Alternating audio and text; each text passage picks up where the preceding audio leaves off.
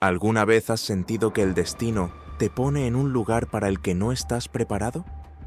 Imagina cerrar los ojos siendo un hombre común y despertarlos con el grito de una nación entera en tus oídos. Antes de las sanciones, antes de las marchas y antes del hambre, hubo un hombre que solo sabía conducir. Hoy vamos a entender qué pasa cuando el conductor pierde el mapa, pero se niega a soltar el volante. Caracas, año 1990. El aire huele a café barato y a humo de escape. Nicolás aprieta el volante de su autobús. Sus manos son grandes, rudas, acostumbradas al esfuerzo físico. No es un teórico, no es un académico. Es un hombre que escucha los problemas de la gente mientras recorre las venas de una ciudad que bosteza. En ese entonces, su mayor preocupación era llegar al final de la ruta. Pero en su pecho late una inquietud, un hambre de algo más grande que un sueldo mínimo. Es el rugido de la calle lo que lo despierta cada mañana. La historia de Nicolás no empieza en un palacio, sino en una prisión. 1994. Visita a un hombre que ha intentado cambiar el mundo por la fuerza, Hugo Chávez. En ese cubículo frío, Nicolás no ve a un preso, ve a un mesías. Es aquí donde nace su mayor conflicto interno, la devoción absoluta. Se convierte en la sombra, en el guardián. Su ego desaparece para que el de otro pueda brillar. Nicolás aprende que para mandar, primero hay que saber obedecer hasta que duela. Los años pasan como un suspiro de fuego, de la asamblea a la cancillería. Nicolás ya no viste camisas de cuadros, sino trajes oscuros que le quedan un poco grandes. Se mueve por los pasillos del poder como un fantasma eficiente. Nadie lo ve como una amenaza, y ese es su mayor talento. Mientras otros se pelean por la atención de las cámaras, él se dedica a tejer redes, a observar quién es fiel y quién es un traidor en potencia. Está aprendiendo la arquitectura del miedo. Diciembre de 2012. La Habana. El aire es denso y huele a medicina. El comandante se apaga. Nicolás está sentado al borde de la cama, escuchando las últimas instrucciones de un hombre que se desvanece. Es el momento del terror absoluto. El héroe le entrega la espada, pero la espada pesa toneladas. Nicolás siente el vértigo de quien mira un abismo. ¿Podrá un chofer de autobús sostener un imperio que se desmorona? La duda le carcome las entrañas, pero ante el mundo debe ser de piedra. 5 de marzo de 2013. El rostro de Nicolás frente a las cámaras está desencajado. Sus ojos están hinchados. Su voz se quiebra al anunciar que el sol de su sistema solar se ha apagado. Por un segundo, vemos al hombre, no al político. Vemos al huérfano de un ideal, pero tras el llanto hay una mirada que cambia. El dolor se transforma en una necesidad de control. La travesía por el desierto ha comenzado, y no hay vuelta atrás. Se sienta por primera vez en la silla presidencial. El Palacio de Miraflores está en silencio, pero afuera el país está fracturado. Nicolás sabe que no tiene el carisma del que se fue. Sabe que lo llaman el títere. El conflicto interno es voraz. ¿Cómo gobernar un país que solo amaba al anterior? La respuesta es oscura y amarga. Si no te aman, deben temerte. La transformación del chofer en el estratega frío ha terminado. El trono ya tiene dueño, pero el poder tiene un precio que se paga con la sangre de los amigos. Lo que Nicolás no sabe es que para mantener esa silla, pronto tendrá que hacer lo impensable, devorar a los suyos para que nadie pueda devorarlo a él. ¿Puede el estómago de un hombre ser la celda más segura del mundo? Mientras las filas en los supermercados se hacían eternas, en los despachos de palacio se descubría una verdad aterradora. Un pueblo que lucha por un trozo de pan no tiene fuerzas para luchar por su libertad. Nicolás ya no es el chofer que escucha. Ahora es quien decide quién come y quién no. Las calles que antes Nicolás recorría con su autobús ahora son irreconocibles. La Caracas vibrante se ha convertido en un laberinto de persianas cerradas y estómagos vacíos. El conflicto interno de Maduro se agudiza. Él, que viene de la clase obrera, Ve ahora a esa misma clase hurgando en la basura. Sin embargo, su instinto de supervivencia silencia la culpa. Entiende que la escasez no es un error del sistema, sino su blindaje. Si el Estado es el único proveedor, el Estado es el único Dios. En los laboratorios del poder nace una caja de cartón que cambiará la historia, el CLAP. No es solo comida, es un contrato de sumisión firmado con hambre. Nicolás observa los informes y comprende la jugada maestra. Al entregar alimentos directamente en las manos de los más pobres, crea una dependencia emocional y física absoluta. El héroe que prometía abundancia se convierte en el carcelero que administra las migajas, transformando la necesidad en lealtad forzada bajo la mirada vigilante de los ojos de Chávez pintados en cada pared. Pero el hambre del pueblo no es suficiente para asegurar el trono. Necesita saciar el hambre de los de arriba. Nicolás se sienta a la mesa con hombres de uniforme y medallas brillantes. Aquí, el lenguaje no es de patria, sino de divisas y puertos. Les entrega las llaves de la comida, del oro, del petróleo. Es una danza peligrosa. Está comprando tiempo con el patrimonio de una nación. Siente el frío en la nuca, sabiendo que en el momento en que los generales dejen de estar gordos, su cabeza será la que ruede por las escaleras de Miraflores. Empieza el goteo de las traiciones. Aquellos que estuvieron con el gigante desde el principio empiezan a desaparecer de los ministerios. Nicolás sabe que no puede haber dos soles en el cielo. Con una frialdad que asombra incluso a sus enemigos, comienza a aislar a los viejos aliados. No hay dudas, no hay remordimientos públicos. Cada purga es un mensaje. El chofer ya no sigue órdenes de muertos. El viaje del héroe se ha torcido hacia algo mucho más oscuro. Es la coronación de un superviviente que ha decidido que su vida vale más que el destino de todo un país. 2014 y 2017. El asfalto que Nicolás amaba se tiñe de rojo. Los jóvenes salen a las calles con escudos de cartón y sueños de libertad. Desde su despacho, el presidente escucha los ecos de las detonaciones. Por un momento, el hombre que fue sindicalista recuerda lo que era protestar. Pero la sombra del trono es más larga. Ordena la represión no con odio, sino con la eficiencia mecánica de quien protege su propia piel. La conexión emocional con su origen se rompe definitivamente. Ahora es él quien da la orden de disparar contra los que antes eran sus hermanos. Al final del día, cuando las luces del palacio se apagan, Nicolás se queda solo con su imagen en el espejo. Ha sobrevivido a golpes de Estado, a sanciones mundiales y al odio de millones. Pero el precio es la soledad absoluta. Ya no queda nadie en quien confiar plenamente. Se ha convertido en el arquitecto de un búnker invisible. Ha ganado la batalla por la silla, pero ha perdido su alma en el proceso. Se mira a las manos. Ya no huelen a gasolina de autobús. Huelen al metal frío de las llaves de una nación que mantiene bajo llave.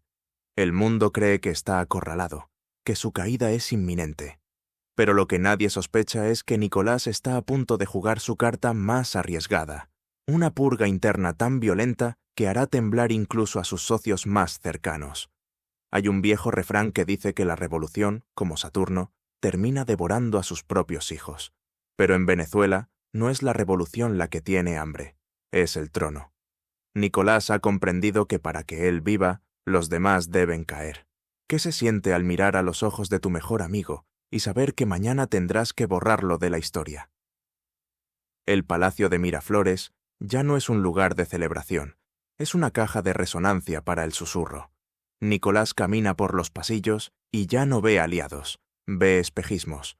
Su conflicto interno ha evolucionado hacia una paranoia clínica.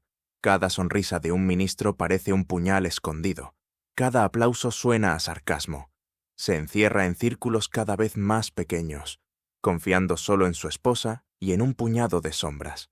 El hombre que conducía para miles ahora solo viaja en vehículos blindados, aislado del aire que respira su gente. Llega el momento de la gran purga. Tarek el Aissami, el hombre que movía los hilos del petróleo y el oro, el intocable, desaparece de la noche a la mañana.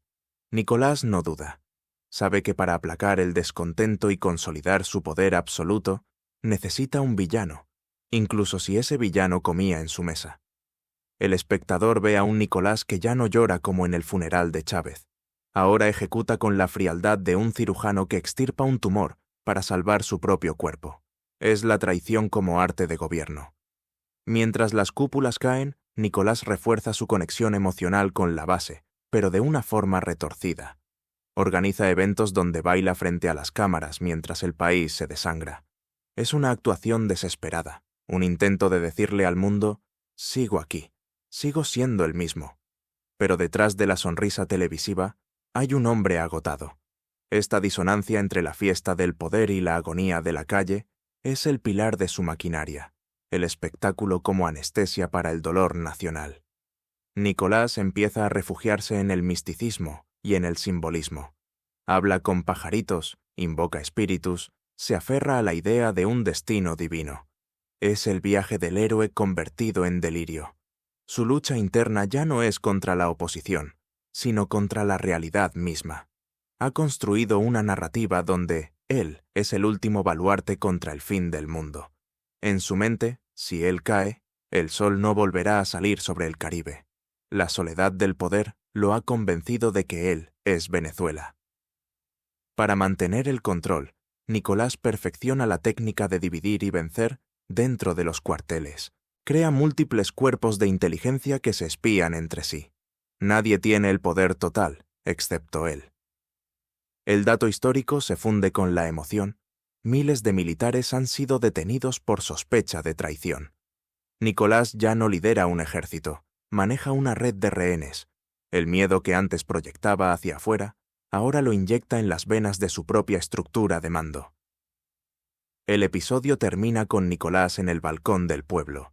Mira hacia la plaza casi vacía, protegida por francotiradores en los techos. Ha logrado lo imposible, sobrevivir a todos. Pero al mirar el horizonte, no ve un futuro, ve una muralla. Ha sacrificado a sus amigos, ha hambreado a su pueblo y ha purgado su propio pasado.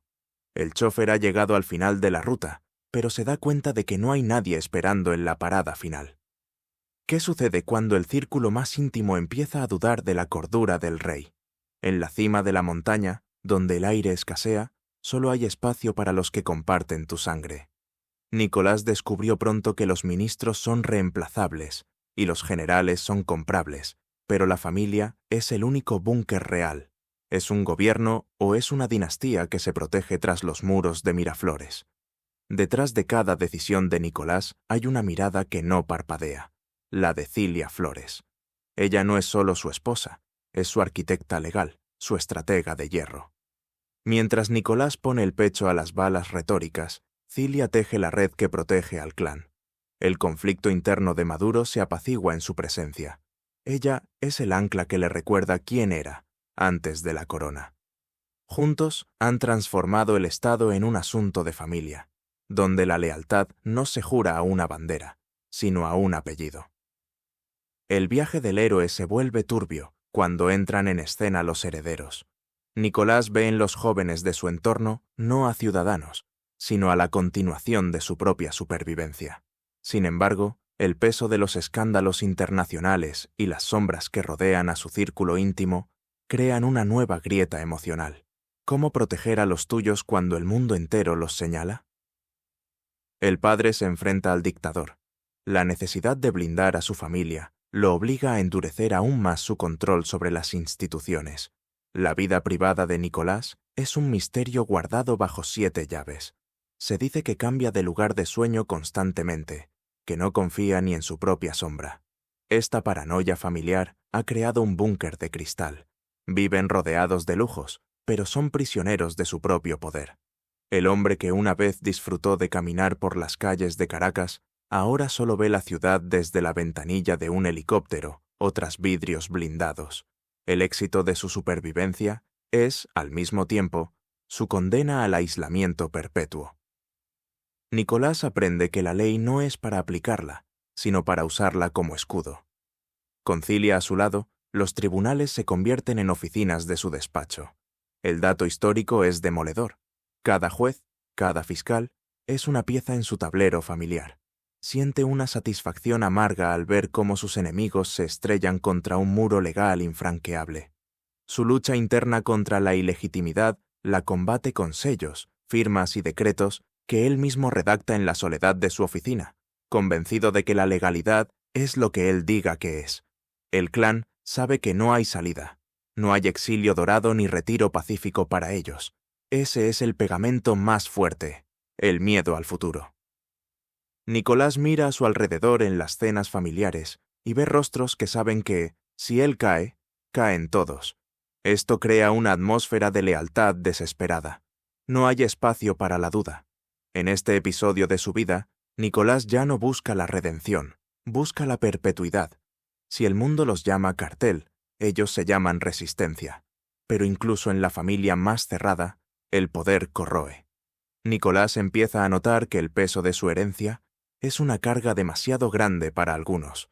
Los rumores de deserciones y las presiones externas empiezan a filtrar el búnker.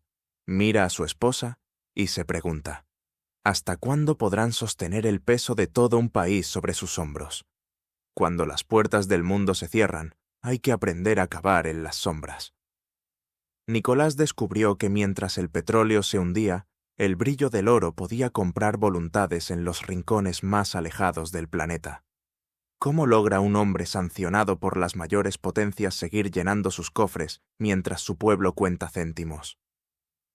En las profundidades del arco minero, la tierra sangra. Nicolás ha desplazado su mirada del petróleo hacia el oro puro. El conflicto interno aquí es el de un hombre que se decía ecologista y defensor de la soberanía, pero que ahora entrega la selva a grupos irregulares para obtener el oxígeno financiero que lo mantiene vivo. No es gestión, es minería de guerra.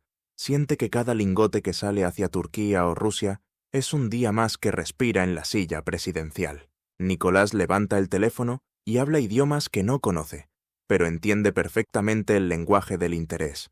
Teherán, Moscú, Beijing. Se convierte en el anfitrión de potencias que buscan un pie en el patio trasero de su enemigo. En estas reuniones, Maduro ya no es el chofer humilde. Es un estratega que vende pedazos de futuro por tecnología de vigilancia y combustible. Su viaje del héroe se ha transformado en una alianza con los villanos del orden mundial, sintiéndose protegido por sombras mucho más grandes que la suya. El dinero ya no viaja por bancos, viaja en maletines, en barcos fantasma que apagan sus radares en mitad del océano. Nicolás supervisa esta maquinaria invisible con una mezcla de orgullo y agotamiento. Sabe que vive en la ilegalidad internacional, pero en su mente, él es un pirata rompiendo un bloqueo injusto. Este es su pilar de control social. El dinero en efectivo que permite que las luces de los bodegones de lujo sigan encendidas en Caracas, creando una ilusión de normalidad para una élite que él necesita mantener contenta. A veces, Nicolás mira al cielo y sabe que hay ojos digitales vigilando cada uno de sus movimientos. Las sanciones no son solo papeles, son una jaula invisible. El conflicto emocional es el de un hombre que tiene el mundo a sus pies, pero no puede salir de su casa. Se siente un rey en una isla rodeada de tiburones. La adrenalina de burlar al sistema lo mantiene alerta, pero el peso de saber que cada centavo que mueve es rastreado le impide dormir. La victoria tiene un sabor a hierro y a encierro. Con la ayuda de aliados lejanos, Nicolás implementa el control del siglo XXI. Cámaras de reconocimiento facial, carnets de la patria, algoritmos que miden la lealtad. El antiguo sindicalista que movilizaba masas ahora prefiere monitorearlas desde una pantalla. Se ha dado cuenta de que no necesita convencer a la gente, solo necesita que sepan que él sabe lo que piensan. La conexión emocional con el pueblo se ha digitalizado y se ha vuelto fría. El amor ha sido reemplazado por un código QR. Al final de la jornada, Nicolás repasa las cifras del oro y las lealtades compradas. Ha sobrevivido a otro año que todos decían sería el último, pero al cerrar los ojos no escucha aplausos, escucha el silencio de un país que se ha acostumbrado a vivir sin él, mientras él se acostumbra a vivir sin el país. Es el triunfo de la voluntad sobre la realidad. Ha logrado que su poder sea independiente de la felicidad de su pueblo. Pero, ¿Qué pasa cuando el oro deja de brillar y los aliados piden cobrar la factura? ¿Qué queda de un hombre cuando ha ganado todas las batallas, pero ha perdido el país que pretendía salvar? Nicolás Maduro se sienta hoy en una silla que ya no pertenece a un proyecto político, sino a una leyenda de supervivencia personal. El chofer ha llegado a la última parada, pero el autobús está vacío, y las puertas están trabadas desde adentro. 2024. El Palacio de Miraflores es un mausoleo de decisiones difíciles. Nicolás camina frente a los retratos de los libertadores y se pregunta cómo lo recordarán los libros de historia dentro de 100 años. Su conflicto interno ha llegado a una resolución amarga. Ha aceptado el papel de villano en la narrativa global para ser el protagonista de su propia supervivencia. Ya no busca la aprobación, busca la permanencia. La redención parece un sueño lejano. Hoy solo existe la victoria del día a día. El control social ha llegado a su perfección técnica. Nicolás observa cómo el país se ha sumergido en una calma tensa, una paz nacida del cansancio y el miedo. Ya no hay grandes protestas, porque la gente está demasiado ocupada sobreviviendo o empacando maletas. Él ha ganado por desgaste. Al mirar las estadísticas de migración, siente un alivio oscuro. Cada joven que se va es una amenaza menos para su trono. Es el viaje del héroe convertido en una tragedia de vaciamiento nacional. En sus momentos de mayor intimidad, Nicolás se enfrenta al fantasma del hombre que conducía el autobús en los años 90. ¿Reconocería aquel trabajador al hombre que hoy purga generales y administra el hambre? El abismo entre su origen y su presente es insalvable. Siente el peso de las sanciones, de los nombres de sus hijos en listas negras, y se da cuenta de que ha construido una jaula de oro. Puede tenerlo todo, pero no puede recuperar la sencillez de una calle sin escoltas. Para asegurar el final, Nicolás endurece el corazón de su maquinaria. Las últimas purgas han dejado solo a los más leales o a los más asustados. El dato histórico se funde con el sentimiento. El Estado venezolano es ahora un cuerpo blindado, donde cada ministerio es un fuerte y cada ley un arma. Ha transformado la herencia de Chávez en un testamento personal. No hay duda en su pulso cuando firma las órdenes de detención. Ha aprendido que en el trono de hierro, la piedad es un defecto fatal. Se asoma una vez más al balcón. El aire del Caribe es cálido, pero él siente un frío constante.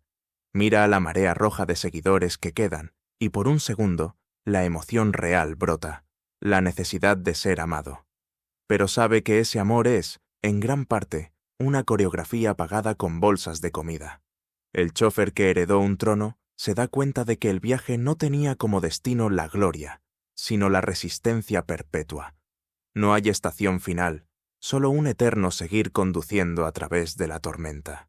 El sonido de sus pasos resuena en el mármol, un eco que parece preguntar: ¿valió la pena? No hay respuesta, solo el cierre de una pesada puerta de madera tallada.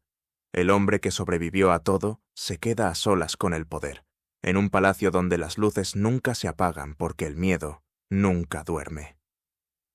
El autobús ha llegado a la parada final, pero el conductor no se baja. Nicolás Maduro sigue ahí, desafiando todas las leyes de la gravedad política. Ha pasado de ser un sucesor subestimado a un superviviente absoluto. Pero la pregunta que queda flotando en el aire de Caracas no es cuándo caerá, sino qué quedará de Venezuela cuando el último pasajero decida, finalmente, apagar el motor.